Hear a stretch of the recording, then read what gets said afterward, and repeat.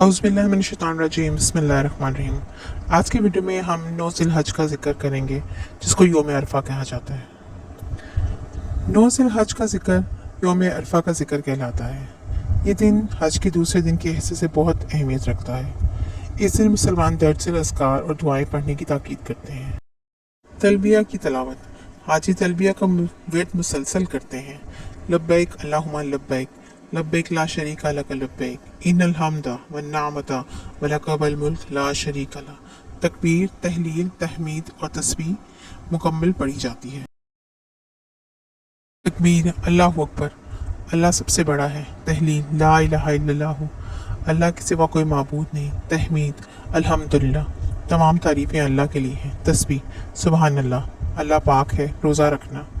जो लोग हज पर नहीं जाते, इनके लिए यौम अरफा का रोज़ा रखना मुस्तहब है, जिसके बारे में कहा गया है कि ये पिछले और अगले साल के गुनाहों का कफ़ारा बनता है।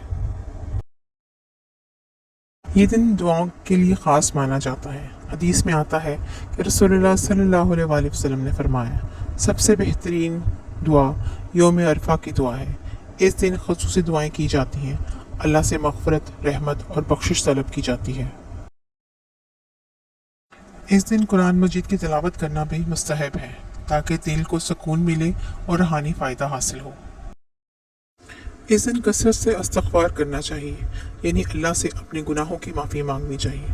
अस्तग़फ़िरुल्लाह रब्बी मिन कुल्लि ज़म्बिन व अतूबु इलैह, मैं अल्लाह से अपने हर गुनाह की माफ़ी मांगता हूँ, इसकी तरफ रुजू करता हूँ। यौम अरफा के दिन ये अज़कार अमाल मुसलमान की रूहानियत, ईमान को मजबूत करते हैं, अल्लाह के क़ुर्ब हासिल करते हैं।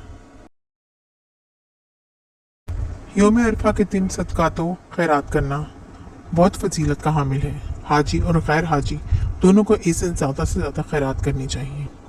इस दिन अपने रिश्तेदारों के साथ सिला रहमी करना, यानी अच्छा बर्ताव करना, इनसे मिलना और इनके हकूक़ का ख्याल रखना चाहिए, और कसरत से ज़िक्र इलाही में मशगूल रहना चाहिए। ख़ास तौर पर यौम अरफा के दिन सुबहानल्लाह व बिहम्दिही सुबहानल्लाहिल अज़ीम, अल्लाह की तारीफ़ के साथ पाक है, अल्लाह अज़ीम है, ला हौला वला कुव्वता इल्ला बिल्लाह, अल्लाह के सिवा कोई ताकत और कुव्वत नहीं। अस्तग़फ़िरुल्लाह व अतूबु इलैह, मैं अल्लाह से माफ़ी मांगता हूँ और इसकी तरफ रुजू करता हूँ। इस दिन हमें अपने दिल से तौबा करनी चाहिए। इस दिन अपनी ज़िंदगी का मुहासबा करना और अल्लाह से तौबा करना बहुत ज़रूरी है। दिल की सफाई का ख़ास ख्याल रखना चाहिए। यौम अरफा के मौके पर अपने दिल को हर किस्म की कदूरत, नफ़रत से पाक करना चाहिए, ताकि अल्लाह की रहमत और मग़फ़िरत हासिल हो सके। जो लोग हज नहीं कर रहे, वो ईद उल अज़हा के लिए कुर्बानी की तैयारी करते हैं, खुशी मनाते हैं। इस दिन की इबादत और ज़िक्र व अज़कार के बाद ईद उल अज़हा की खुशियों की तैयारी में मशगूल हो जाना चाहिए।